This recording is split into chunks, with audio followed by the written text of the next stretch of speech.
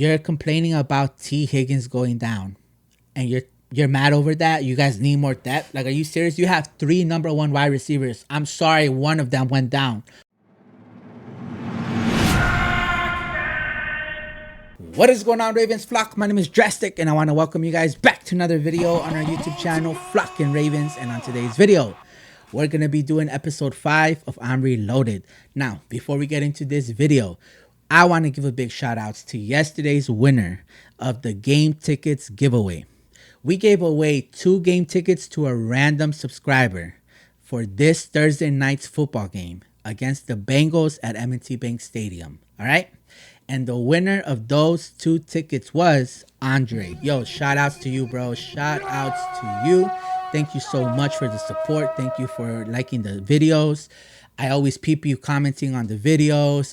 Thank you for subscribing to the channel. Thank you for all the support. I hope you enjoy the game. I hope you enjoy the seats. And I hope you enjoy the win that we're going to get, because we're going to beat the brakes off these Bengals. All right. Now, if you want a chance to win these tickets in the future, because we're going to be doing more of these giveaways, all right?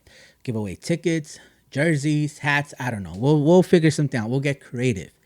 All you have to do is subscribe to this channel, keep that bell on so you get notified whenever we drop a video, and stay engaged in our videos. Leave a comment, like, all of that, all right? Now, I might announce when we're going to do the giveaways, or I might just do it randomly at a video. You never know. That's why I need you guys to stay on top of the videos, comments, and y'all need to subscribe to this channel, because I'm only doing it for subscribers. All right, somebody that I know for a fact is a subscriber, so make sure you're subscribed to this channel for a chance to win any of these giveaways. All right, now with that out the way, let's begin this video. Yo, okay, I'm reloaded. I'm excited about this episode because this is something I always see throughout the my newsfeed, and I'm always like, bro, not this guy again, not this guy again. But anyways, this is what I saw, right? I'm gonna read it for y'all real quick. This guy, he goes by the name of Zim, right? He's on Twitter. Well, now it's known as X, right?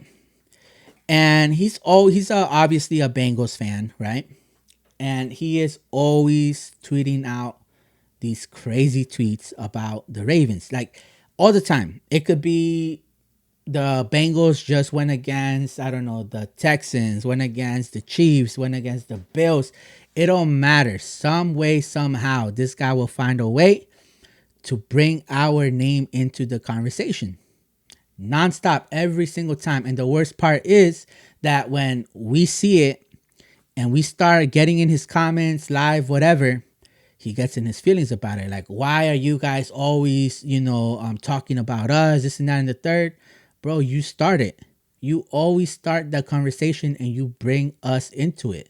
So, yes, we are going to defend ourselves. We are going to defend our quarterback. We are going to defend our franchise. We are going to defend our front office, all that, because he talks crazy. I'm telling you, this guy talks crazy time and time again. But anyways, I'm going to read y'all what he said, right? I normally have like 10,000 purple people in my mentions every day of my life. Not one all week. The Ravens are favored heavy with the dominant defense. That's a fact. And a reigning 2019 MVP. That's a fact. What am I missing? They should throttle the Bengals Thursday night. It's crickets. So here's the problem I have with this, right? This guy has so many tweets about Lamar Jackson, the Ravens, and the flock, right? And the problem is that when we see these tweets and we defend our quarterback, our team, our front office, whatever, he doesn't have an issue with that. But when you start proving him wrong, stating facts, he will start blocking everyone, including myself. Now, I don't get up there on his tweets and just say the Bengals suck, period, end of tweet. No, I will explain why Lamar is better than Joe Burrow, because he constantly says Joe Burrow is better than Lamar Jackson because X, Y, and Z. He will constantly say that the Bengals is a better team because they had a Super Bowl run, but they didn't win. right? So I don't just say you guys suck like like their fans. Their fans, they never have facts when they talk about us. They just say things like Bengals are better, Joe is better. That's it. End of story. Tell me more. Tell me why you think Joe Burrow is better, the Bengals are better, or whatever, right? So that's the issue that I have with this guy because he's saying nobody's talking smack. How can we talk smack to you, mention you, or whatever when you have us blocked? Unblock all of us, including myself and every Ravens fan that you blocked because he always gets pissed off whenever we prove our point.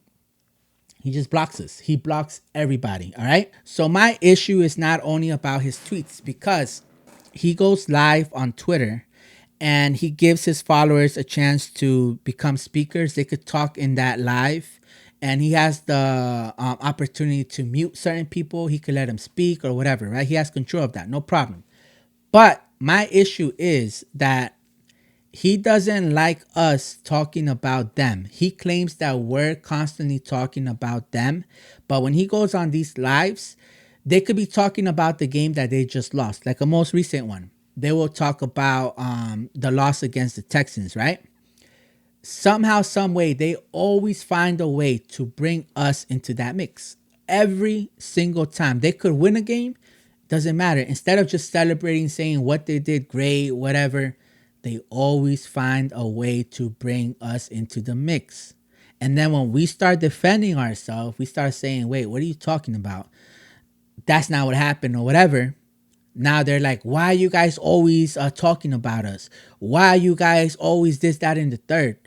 Bro, keep our name out your mouth and we're not going to have this issue. Keep my wife's name out your f***ing mouth. But you constantly talk bad about us and you hope that we don't see it.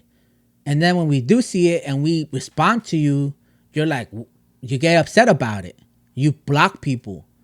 You get in your feelings. So, yo, I don't like when people do that. Like they throw rocks and then they just hide their hand. Like, stop doing that. That's such a coward thing. That's such a Bengals fan thing to do, bro.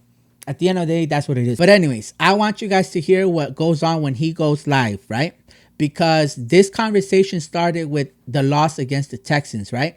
And then when I started hearing that it was going another direction towards the Ravens, I started recording because they were already complaining about the injuries, how it's not fair, this, that, and the third. They're so unlucky, all that. So I started recording because I'm like, I know for a fact that they're going to somehow start going towards the Ravens direction. And they did. And I want y'all to hear it.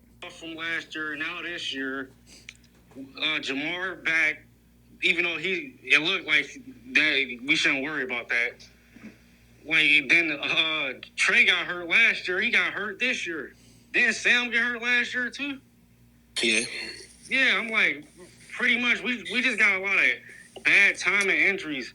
And we can say that's an excuse, however, because the Ravens, It is an excuse. you know, they got a lot of injuries or whatever, but Here you go. most of their injuries be like towards the beginning of the season. So they sign somebody, then they be good to go. They done got like 5 running backs, so they pretty much good to go. But like with us, like I feel like one thing that messes us up that Zach needs to work on is having more depth with everything, because Oh, wow. the line, like, Bro, all right, I gotta stop it right there. So he knows he sounds crazy. I know he knows he sounds crazy because he's talking about we have injuries only in the beginning. Bro, we have injuries before the season even starts during practice. All right. Throughout the whole season, we continue to have injury after injury after injury after injury, right? And what sucks about this is it's not as simple as you think, as you're making it sound. We just sign people and we're good. What are you talking about? When our number one cornerback goes down, what, you think there's a number one cornerback out there like available, just at free agent, just sitting there? You think that's what happens? Like, bro, we're literally getting people off the couch. That's the players we're signing. We're signing players that have been sitting on the couch. We get whatever we could take. And you're making it seem like we're We're just like, oh, okay, so Marlon Humphrey went down. Let's just get Sauce. That's not what's happening, bro. We literally just take whatever we can get. All right. So we make the best of it. That's why it seems like, oh, problems is fixed. We don't make excuses. We don't make excuses. We try to hold our players to a certain like level, a standard that we have. You gotta play like a Raven. The moment you sign with us, no excuses. Next man up. We can't cry about, oh, we lost such and such and whatever. It sucks. Even when we lost Lamar, it sucks. But we were like, all right, Huntley, you gotta do this. You gotta, and we almost beat y'all with that, right? Now, what I find crazy with this guy is he's complaining about depth, right? That Zach needs to do better because he doesn't have the team in a good position where they have a crazy depth. Bro, you're complaining about T. Higgins going down, and you're mad over that. You guys need more depth. Like, are you serious? You have 3 number 1 wide receivers. I'm sorry, one of them went down. Your number 3 could easily be our number 1. You have 3 of those. Any of those, and pick whoever you want. You have 3 of them. You're crying over one. Oh, don't cry, are you? That's crazy to me. You are the Bengals are never in a position to complain about that. The fact that you're complaining about that is crazy to me. And then when we call him out on this, he gets in his feelings. He gets in his feelings when we start saying, "Bro, you're complaining about you guys lost T. Higgins. That's why you're gonna lose the game. You have 2 other number 1 wide receivers." So when we say things like that, he gets in his feelings. Or when Joe Burrow doesn't perform well and he's like, oh, we need more. We can't just rely on Chase and Boyd. And this. We're like, are you crazy? Like, who wouldn't want the weapons you have? And you're complaining that y'all need more. It's the receiver's fault. A lot of you can never blame it on the receivers. All the stats that Joe Burrow has, the receivers get that for him. Why? Because Joe Burrow is constantly making the short passes and he lets the receivers do the work. He'll throw it 3 yards and they get that 50, 60, 80 run.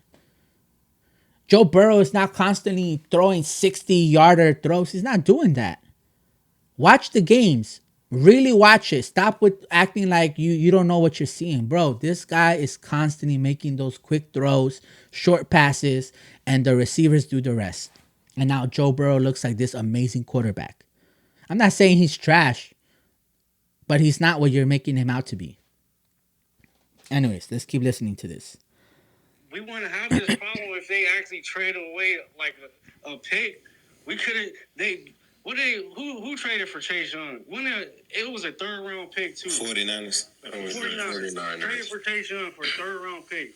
That 3rd round pick probably ain't gonna do like we expect. Yeah, so we could have just traded that away. 3rd round pick could be Zach Carter. Nigga. That was crazy. Hey, real fast, hold on. Can I say this real fast and then I gotta get out of here? But I'm saying this real fast. So, well, let's just keep playing. I'm gonna let you defense here. Obviously, it's a lot of blame to go around for this. I personally put it on coaches because I feel like there was a point in time in which offensively the play calling was flat. Then when it became like hot time, the play calling got a lot better. Defensively, I feel like we ran just. I mean, obviously, I could be wrong here. I didn't. All right.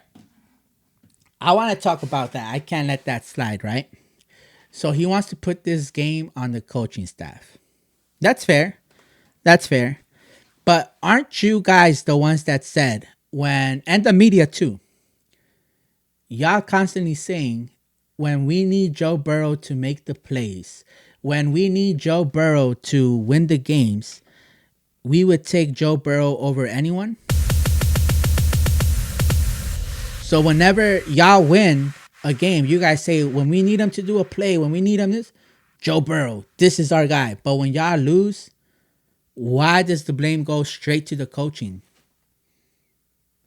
Joe Burrow had a chance. He had chances to score, put up more points. Y'all say he's able to. When you need him to, he can make that happen. CJ Stroud is showing that he's more capable of doing that than Joe Burrow. Let's have that conversation. And with the weapons that Joe Burrow has, no excuses. No excuses. Look what Joe Burrow has better weapons than CJ Stroud, and look what he's doing.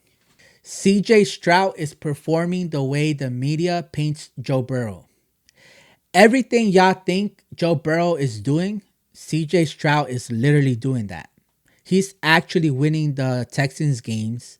He's actually making the game-winning plays. Those drives that you need him to make, he's doing it. Joe Burrow is not. Yes, he has his splashes, but with the weapons that he has, there is no reason why Joe Burrow should sometimes win games and sometimes lose. No, no excuses. CJ Stroud is actually winning games, making the plays with the weapons that he has. Let's be honest. Texans' weapons are not better than what Burrow has. They're not. You can look at their stats, whatever, but they have 3 number 1 wide receiver, proven number 1 wide receivers. CJ Stroud is working with a rookie. All right? So I don't want to hear excuses, bro. I don't want to hear excuses from y'all talking about, oh, this is on the coaches. Point the finger at Burrow. Y'all always praising him when y'all win, but when y'all lose, you guys hide him in a box and say, oh, it's the receiver, it's the injury, it's the coaches, it's that.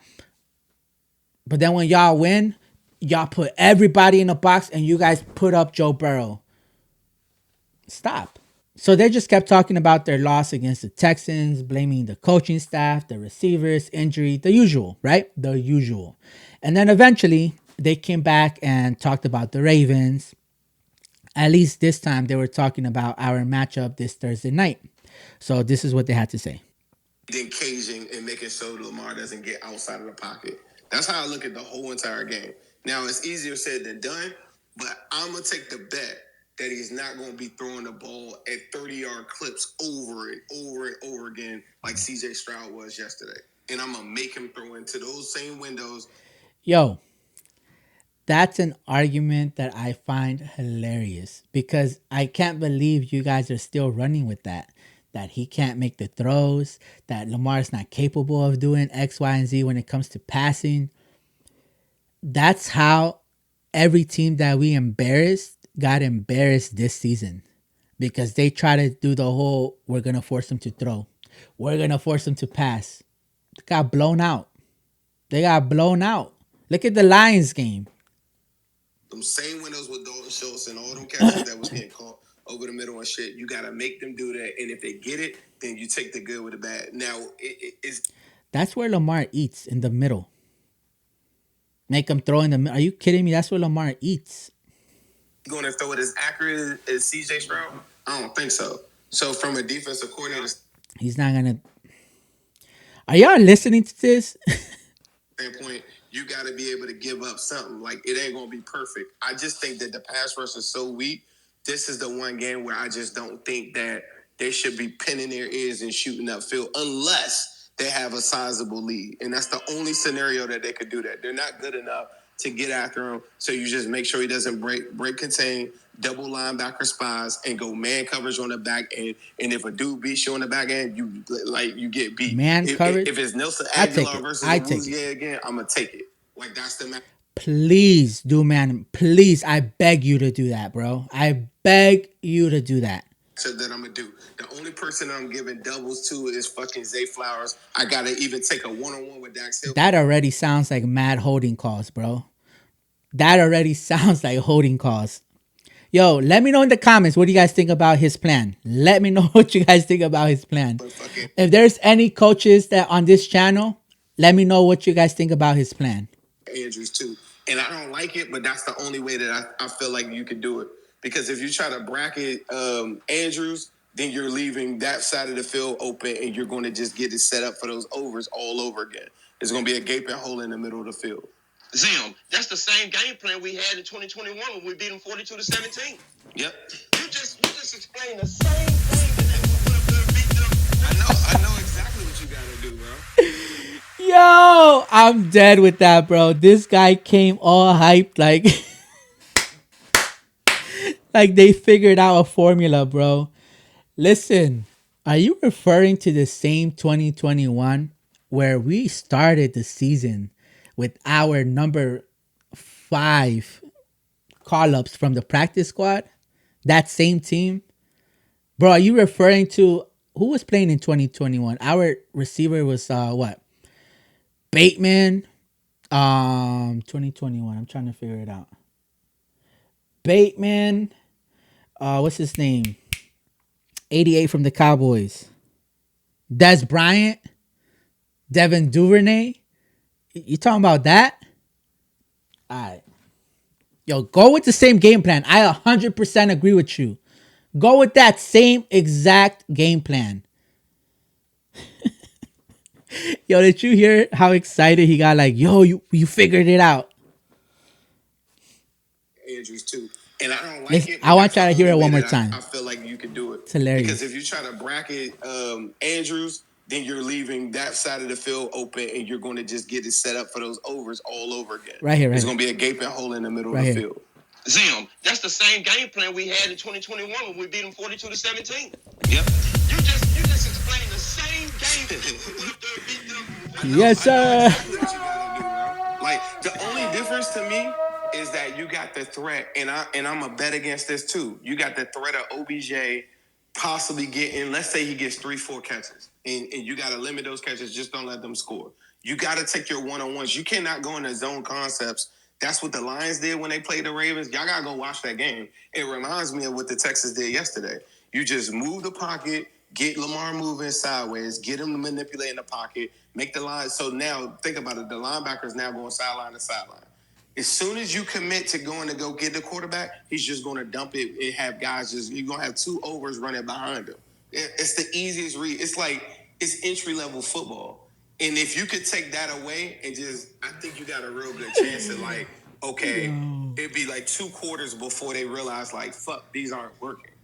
And then then that's when you go into your bag where you're dropping 8 and doing all these different things and saying, bro, I dare you to fucking throw the football and all of this shit. And I dare you to throw it. the. I don't give a fuck how good Lamar is.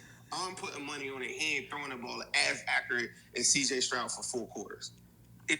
Look, man, let's not ever question Lamar's accuracy when he throws the ball. All right, I can let you have our receivers might not catch it, even though it gets thrown right here, bro. Look at the Steelers game. Lamar's accuracy should never be questioned, ever. He has his miscues every now and then, but who doesn't? But don't act like Lamar constantly on a regular basis is constantly not accurate. Let's stop that, bro. Stop it. And keep going with that same mentality. And I hope the Bengals come with that same mentality. I dare you to pass the ball, bro.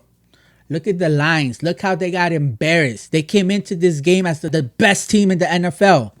They got embarrassed. Look at the Seahawks.